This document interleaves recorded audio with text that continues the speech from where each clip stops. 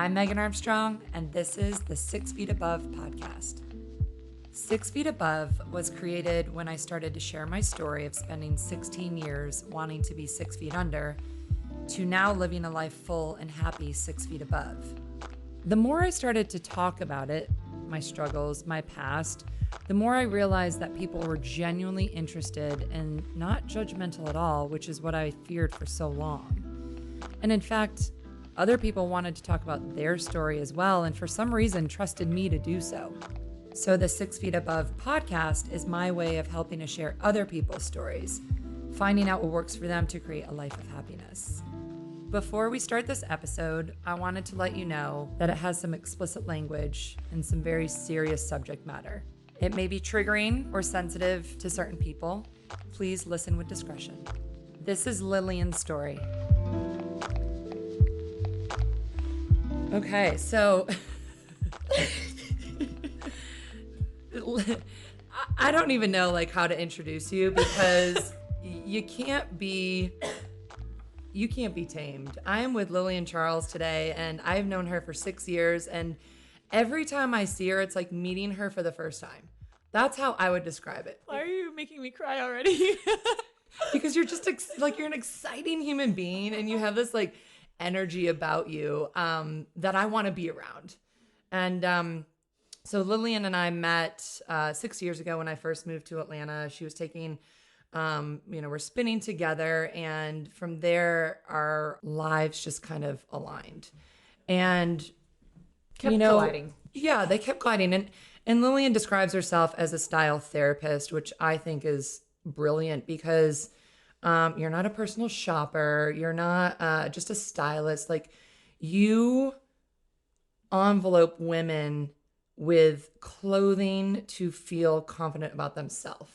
At least that's how I see it from the outside. Yeah. And you found a love, a passion for, fashion, but you found a way of how to give that passion to other people and other women and to empower them. And you're not an overnight success.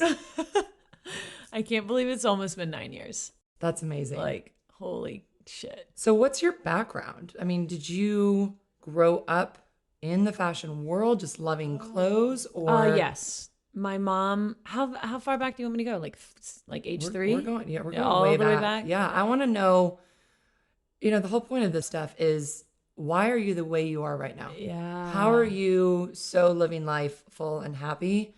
And we have to understand what you went through to get there. So all of my, I call her Tiny Lils. Mm-hmm. All of my Tiny Lils pics. I have lipstick on when I was 3 or 4. I remember getting in trouble when I was 8 for stealing my mom's Christian Dior lipstick and taking it to choir. And my mom was like, I've been looking everywhere for this lipstick. And I'm like, I don't know where it is. And I'm literally wearing bright red lipstick. I remember, that was my jam was I just wanted to be fully expressed from a very young age. I write about this a lot, and I have these very interesting visions and flashbacks of, do you remember those?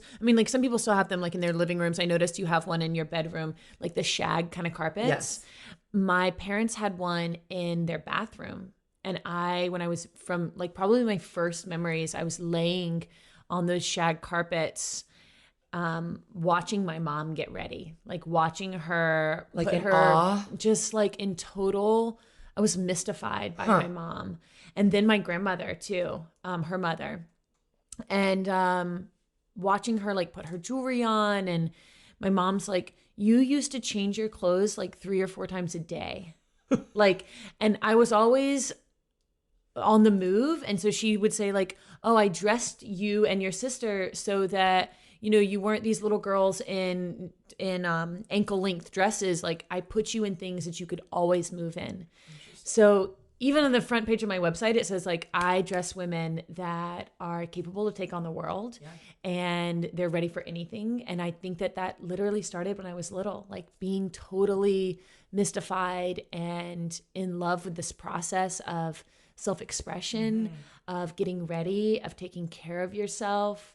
I was never good at hair. That's why I have such short hair.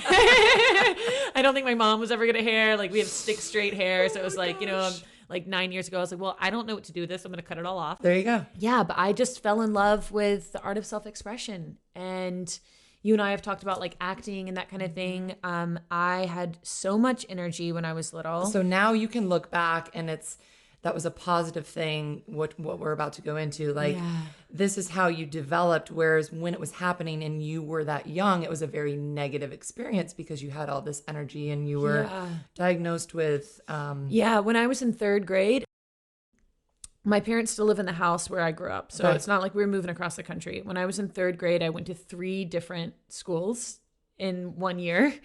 And I think my parents were really like, okay, so like my older sister could read chapter books when she was 5. I didn't start reading till I was like 7 or 8. It just like, it didn't click for me. I wasn't dyslexic. I probably just couldn't sit still long enough to to focus. So I was in 3 different schools. It wasn't until it was probably 2nd grade that my parents were like, okay, like I think a 2nd grade teacher told my parents like she needs to be on the stage like in plays, like she needs to be able to be like loud and like be accepted for it and praised for it and just like be out there.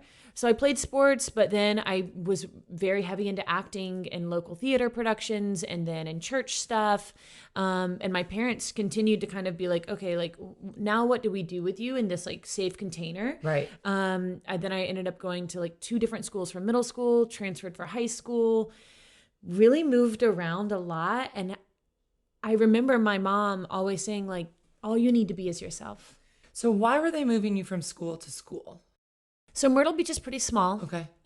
We didn't have, like, we had 1 private school 2 private schools up to 8th grade. 1 was Catholic, which we are not. So I was not allowed there. And so I mean, really education. Yeah. And I tell people all the time, knowledge about yourself is just as important about knowledge about the world. Yeah. So my parents really, I got that from them. Yeah. Like they instilled in us that our education was so important. So they moved us for that, or moved me for that reason. But also put us in therapy when we were little. Yeah. Like when I was 8, diagnosed with ADHD and anxiety. At 8, you were diagnosed with anxiety? Yeah. Wow. Yeah. I think I was so hyper that I just was like pretty revved up. Yeah. I washed my hands a lot. Really? To the point where they were like raw when I was little. My mom was like, okay, you have to sleep in these gloves. Like, this isn't just eczema. Like, girl, you got to stop washing your hands. They are dried out. Yeah. That is like, it's crazy to think that as kids, they go through the same stuff that adults go through. 100%. In a very different capacity. And like, that is a huge platform for me, and something I've been talking about is like, listen, your emotions develop at a very young age. Totally. And whether you're picked last on the, playground, or someone steals your stuffed animal, or you're bullied when you're, 5 or 6 years old, like these emotions that happen as kids, we feel them as adults too. So how do we teach and how do we help kids handle those emotions versus just being like, okay, you're ADHD, here's a medication, here's a pill, go on your merry way. Like, that's probably not going to fix anybody. Right. So like really understanding that kids have the same exact emotions that we do. And hey, guess what? When you're 8 years old and you're dealing with that anxiety, like you're probably going to deal with that later on in life at some point. But if you learn how to handle it and create that habit, then it's like understanding yourself as a human being so that when things get thrown your way, when you're 30, 40, 50 years old, you know how to handle 18, 21, Right. 25. Yeah. Right. So how, being diagnosed with that at 8, I don't know if you remember when it happened, but did it make you feel like there was something wrong with you, or you just... No, I have, again, my parents are like, they're a gold mine. Yeah. Like I am so lucky, blessed, fortunate to be in this universe at this time with these parents. Like my soul is just really happy to be with them. Like they are like my partners for life. I know you feel similar to your parents. Yeah. But my dad is an MD. And so in the 90s, like everyone was like kind of just doing the pill thing right off the bat. I was thankful that my parents were also doing the therapy thing instead of just the pills. And then really my dad was like so ahead of his time. I went to last night the Big Quiet, which is a mass meditation. Okay. My dad was like going to meditation stuff early 90s when I was like 4, 5, started practicing yoga. My parents were doing yoga in college in the 70s. My dad started a business outside of working in the ER called Living Well. It was about stress management and meditation and like slowing down. Even though he was in the ER, go. He knew that he needed something slower too. And didn't your dad struggle with some depression? depression? My dad's side of the family particularly has got some depression issues. Yeah. I would say more so than anxiety. Some people are just so high strung. It just like it's anxiety. Right. Definitely my dad's side struggles. So I think my parents were preemptive about making sure that we were on something to balance us out. Mm-hmm.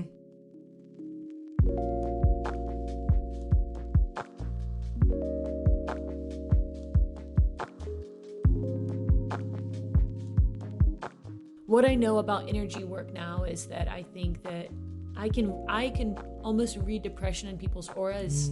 I actually just posted about this on Instagram that I love words are great, but I love to read people's wardrobes and I love to read people's energy because both can tell you this whole story that words actually don't come as easily for some people, whether they're writing them or speaking them. But I can look at someone and somehow read a story there, and everyone has one. So even though you can't do it on a blood type test, you can really experience someone's aura and energy. And do you mind if I talk about you for a second? Yeah, no, gosh. I think that there have been times in the past 6 years where I've been with you and thought Megan's trapped. Yeah. And that wasn't from anything that you told me. It was from like this, I gotta do this, not because I'm like wanting to. Right. And that can come off whether you know someone's story or not. Yeah.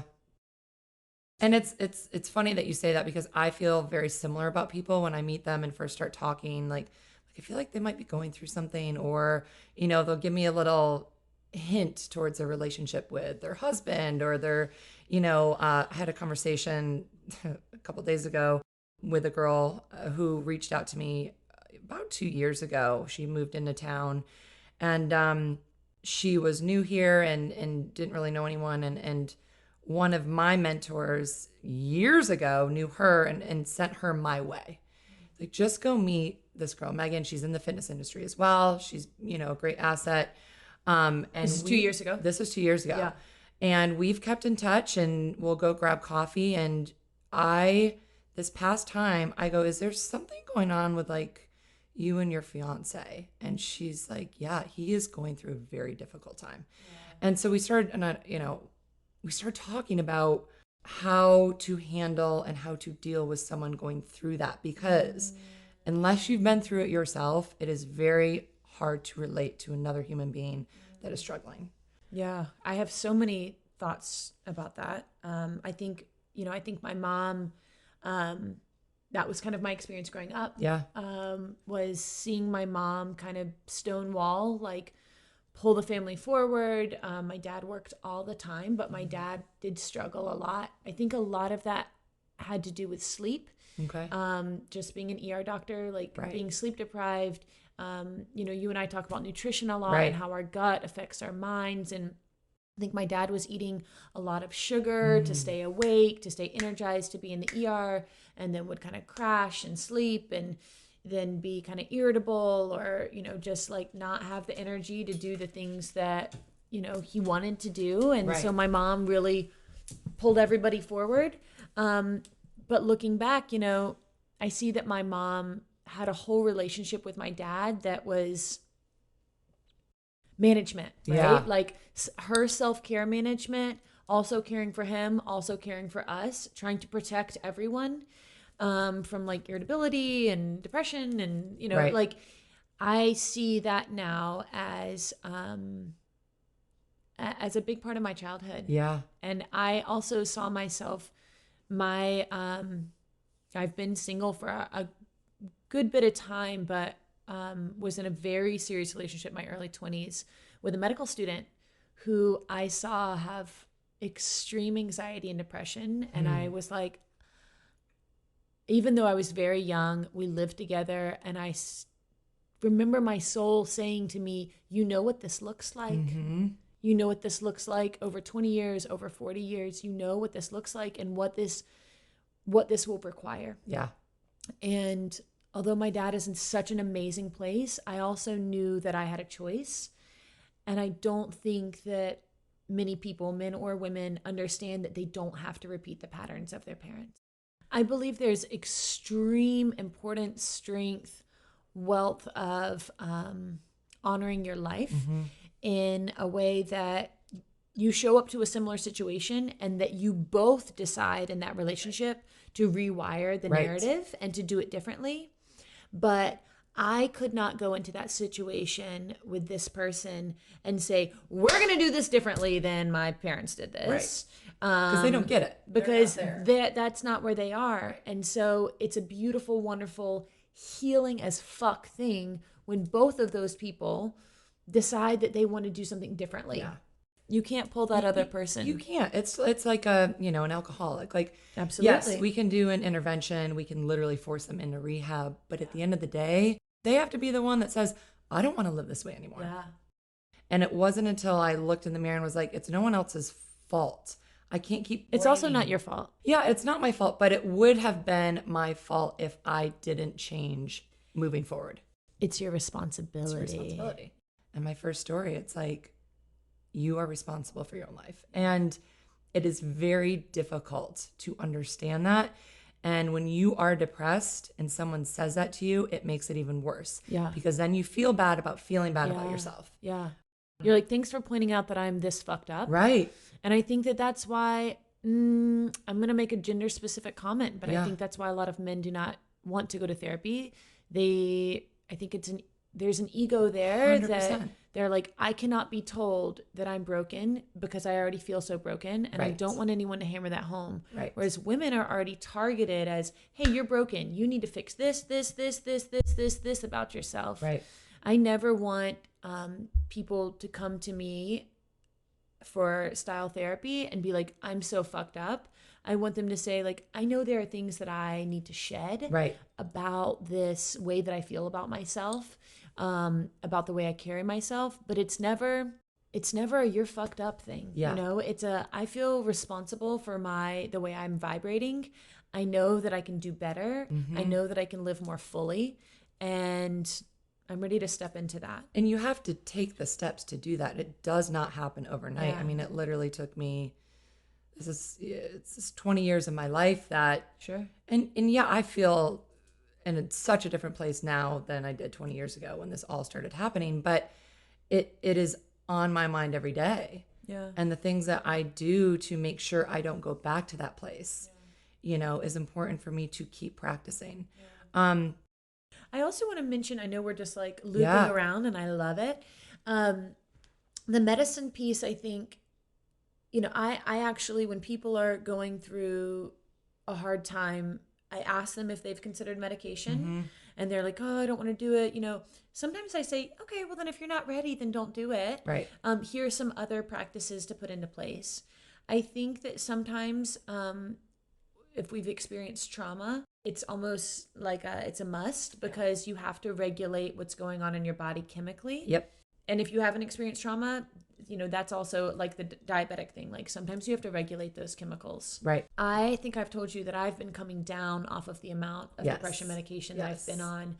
And it's interesting that the person that really decided that it would be okay for me to be on medicine, my dad, when I was little, when I was 26, so I'm not going to math however many years later that was, he was like, Lillian, I found you a therapist that will teach you mindfulness practices. And I was like, I'm not going to go sit somewhere, not in therapy. I'm not going to go sit somewhere by myself and think that I'm going to feel better. Right.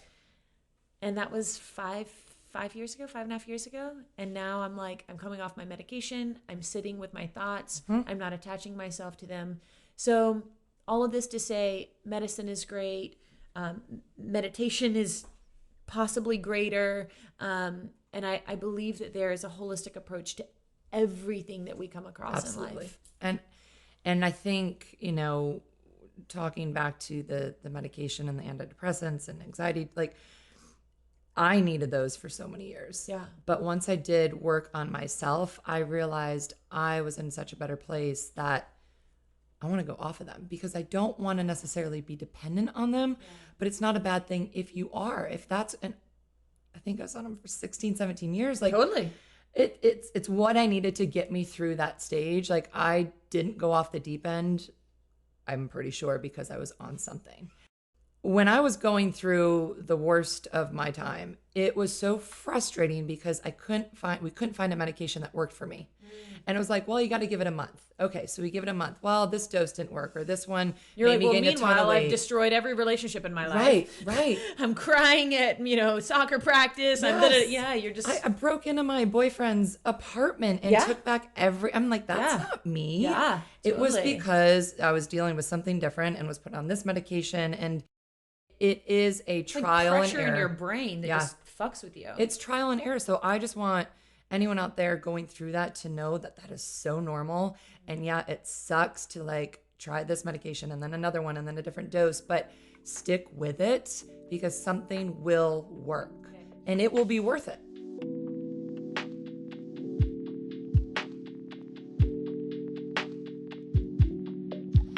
Hey guys, Megan here, jumping in. I wanted to let you know that for the next 15 minutes of this episode, Lillian and I discuss a sexual assault. My goal with this podcast is to keep things very real, and unfortunately, life can get ugly. So, feel free to skip ahead if this is a sensitive subject for you.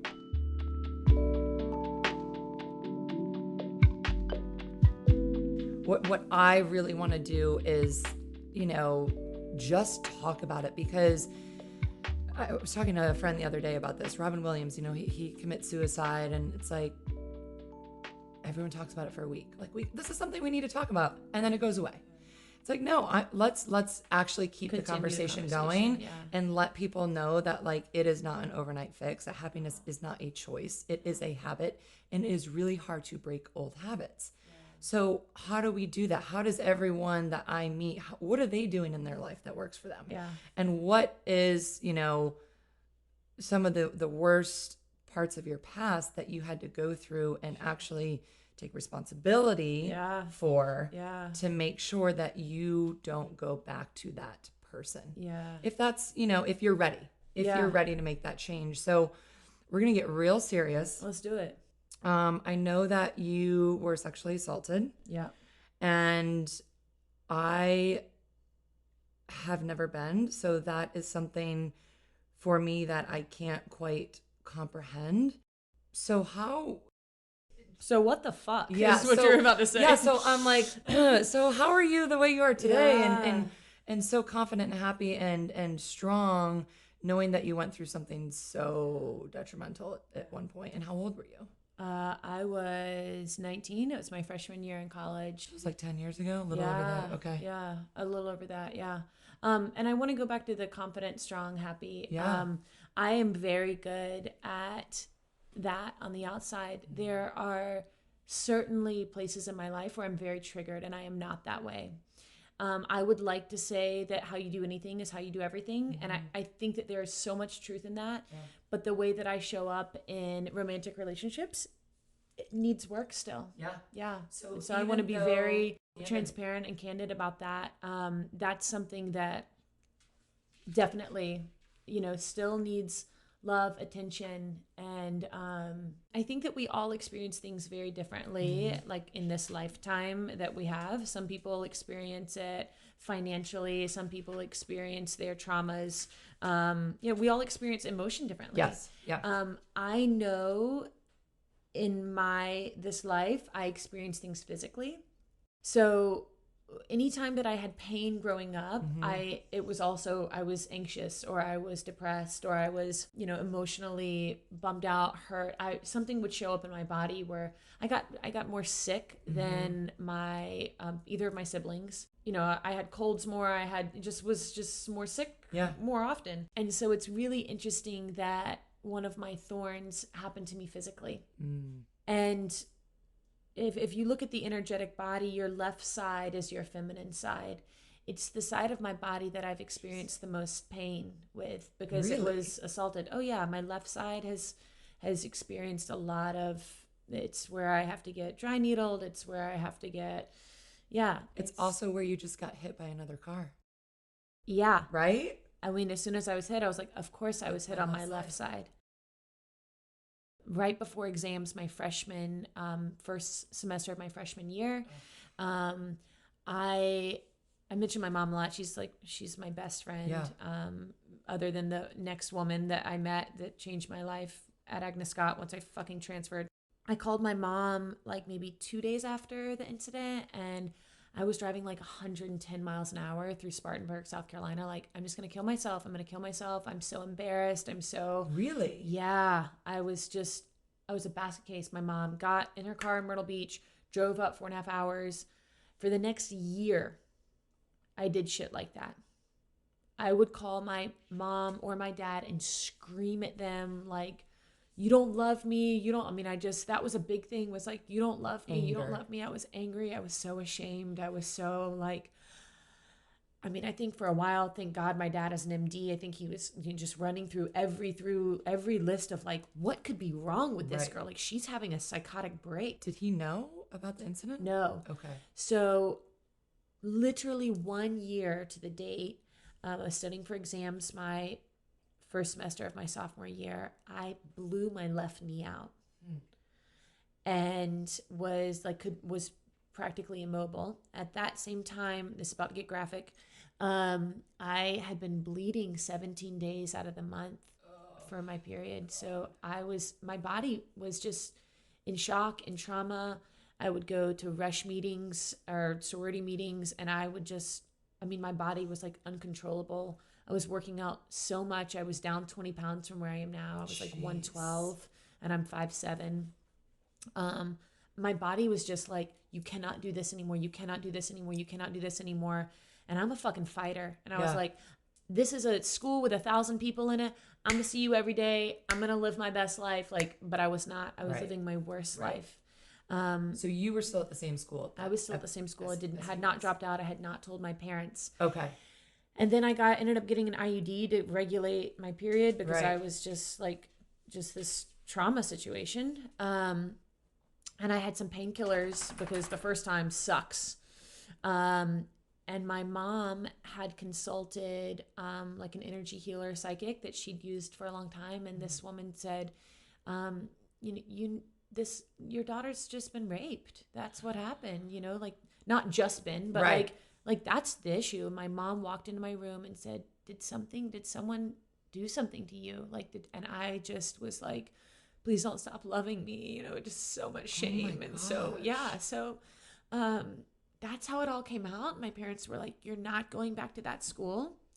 You better believe I packed my bags, went right back there my sophomore spring semester. Because you were going to show him. I was like, I'm not giving up. Right. I'm a fighter. Ended up getting mono. I was so sick. I was so anxious. I had panic attacks.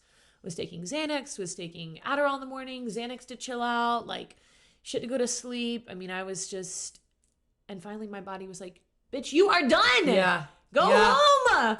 Did you get to a point when your brain finally agreed with your body? When you were finally like... Yes. When I got tested positive for mono, I was like, you got it, boo. Yeah, like I'm out. Yeah. My dad and my brother came and picked me up and like drove my car home. And then I got tested for mono, and then I don't know if my brother went back or just my dad, but they went back and they packed up my dorm room for me. I never stepped foot on that campus. Literally none of the girls that I was like quote unquote friends with, except for one, really reached out. Right. Like, actually there were a few, but they weren't in my sorority. They were, which like I am the most anti-sorority person you've ever met, for so many reasons. But I think it's interesting because you are such a fighter, but if your body is physically going through something, at some point your mind has to catch up. Yeah. And that's kind of what happened to me too, not in the physical sense, but it wasn't until I actually admitted to myself and said, you are fucked up, you are depressed. And instead of like being angry about it and blaming it on everybody else. Totally. Once I could admit it in my own brain, then things started to change. Totally. And when it came to guys, like at Wofford, like I never slept with another guy there. I was so like traumatized, but I was very angry with men. Very angry. I remember this poor guy, he was like a nice guy. I threw, like, it was winter, and we, you know, when you're in college, you're like drinking out in public, you drink out of anything. I had like a canteen of some sort, like some kind of thermos, and I threw it at him. Oh my God. I mean, I had so much anger. Yeah. So much anger. Yeah.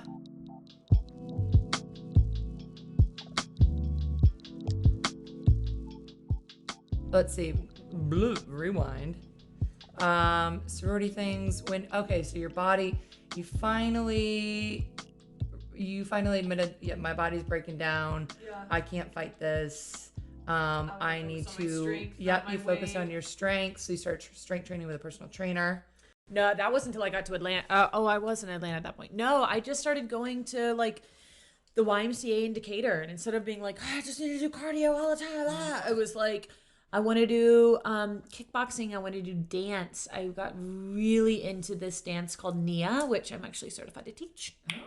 Yeah, I did that this January. Okay. It took me 10 years. And then finally something that's like a whole nother thing. But I was doing Nia, I was doing kickboxing, and I was doing boot camps that had a lot of weight training. Okay. Interestingly enough, I would try to go to spin classes, and I would have so much anxiety that I would like, you know, be short of breath, like have to leave. I think the first 4 spin classes I went to, I left before they were done. I'm not kidding. And now I am a spin instructor, you guys, since 2014. So it's amazing what the mind will get you through once you're like, nah. Yeah. Stay here. You got to do this. Yeah. So I think once you stop fighting and actually admitting and just accepting. And I was talking to my friend Sheldon about this too. It's like, shout out to Sheldon Beers. Hey. Oh my God. I took a SoulCycle class at Ponce. It was so good. So good. I'm so happy. But the thing is, like, it's not about fixing you. It's about understanding you as a human being. Totally. And doing the work to understand yourself so that you can do the work to change yourself. But before before all of that can happen, it's admitting to yourself. You got to look at your shit and decide to shift. Yeah. Yeah. And I can't look at you and be like, I see that you're struggling. I want to help you. And I'm going to do all of this for you. It's like me as a personal trainer right now. Yeah. You know, I'm working with a girl that's like making excuses and not showing up. I'm like, listen, I can't want it more than you want it. I hear that so much with personal trainers. And I also see that with my work. Mm-hmm. You know, I used to, like I said, I'm going on 9 years as a personal stylist. And I used to, someone would reach out and, you know, say, I'm interested. I'd send them my packages or my package of like what to do. Yeah. And then I would reach out to them like, you know, 2-3 more times. Hi, like, let me know when you want to schedule, And then about 4 or 5 years into working in this field, I was like, you know what's never going to happen? Yeah. Me pushing or pulling someone into their readiness. And so now, I mean, I have people that emailed me 2 years ago that now are some of my best clients, but it took them 2 years to come around. And they were not ready for them. And they'll always say, I'm so sorry I didn't get back. And I'm like, please don't be sorry. Yeah. Please accept that you had to go through your 2-year journey or 18 months or a year or 3 years. And great. To get to where you are now. Yeah, to get to where you are. And then there are other people that, you know, like you said, you had an intuition about someone's relationship not going well. And I have that too. Yeah. You know, when I don't hear from some of my best people, even for certain amount of time, I'll know something is up. I had someone leave me a very long voicemail the other day about her current situation, and I just voice memoed her back and was like, I hear you. Yeah. I see you. I had a feeling this was happening, even though you'd never mentioned any part of this. Right. And then I ended it, and then I sent it, and I was like, I also think that you need to remember to eat, because some people eat way too much when they are in trauma, and some people shut down. Yeah. And I'm one of those people that just is like, I don't have the energy to put food in my body when I'm really, really, really sad. And I see myself get skinnier and skinnier. And then I'm like, okay, this is, that awareness, like this is even subconscious sabotage. Yes. And I see that, I think as we get older and wiser and do more work on ourselves, we start, the subconscious just gets a little bit closer to the conscious when we do the work. Yep. And so now I know all my sabotage techniques, and I'm like, woo, girl, we got to keep those in the trunk. I think it's important too. Like it really never goes away. Like what you've dealt with as a child or, a teenager or whatever, like it's always there. Like that's who you are. That is your makeup. Yeah. What you went through and how you deal with emotions, that is who we are as beings. But once you understand yourself, you can kind of, red flag here. I know, like for me right now, like I'm kind of going down that path, like, leaving a job that I loved, and the old me would not get out of bed. I would fall into that depression. But now I understand myself and I know what I need to do. I know the people that I need to surround myself with, and I know the steps to take to make sure I don't go down that path where I would say, I would rather be dead than see tomorrow because it's just too much. It's too much of a struggle and I can't handle it. Now I can handle it. I know how to do it. So many points on that. In my family, we call it the dark cloud or the black cloud. And so there's the black cloud, and if you see it coming, you pull out your burnt toast list. So the black cloud is always combated by the burnt toast list. Yeah. And you feel like burnt toast, like here are your steps, here are the people to call, here's your support team. I also love to plug the book, The Dark Side of the Light Chasers, because some of the most positive people that have so much darkness. Yes. I mean, that we're equal parts, unfortunately. I have a lot of darkness, and then I think that because I think so heavily in visuals, like I said, I was at The Big Quiet last night. They do an incredible meditation sequence that you use your voice and you wrap energetically whatever it is that you're struggling with. And I used myself. You wrap it with your voice, but the intention behind it is love. And that is something for me that is so powerful that even like I just started getting these hits after my car wreck. Lillian, you got in a car wreck and it doesn't matter what kind of car you drive. Right. Lillian, you fucked up with this conversation and it doesn't mean that you're not worth loving. Yeah. And it's just taking all of your conversations and saying like, you are still worth loving. Yeah. Whether you use that with you use your voice or you use your body or your writing and saying, you are still worth this. Well, and putting it into perspective, like at the end of the day, like nothing is that big of a deal, like. I would say our health is our wealth. Right. And right. Shout out to Health is Wealth podcast. Yeah. Austin Cohen. Yeah, I think, when I got this voicemail from this woman about her relationship and then found out that her parents are both terminally ill, I wrote my mom back and I was like, car payment, no big fucking deal. Yeah. Not a big deal. Yeah. Really, that's... Like, bring it on. I can make however much money I need to, want to, am available to, open to my health. Right.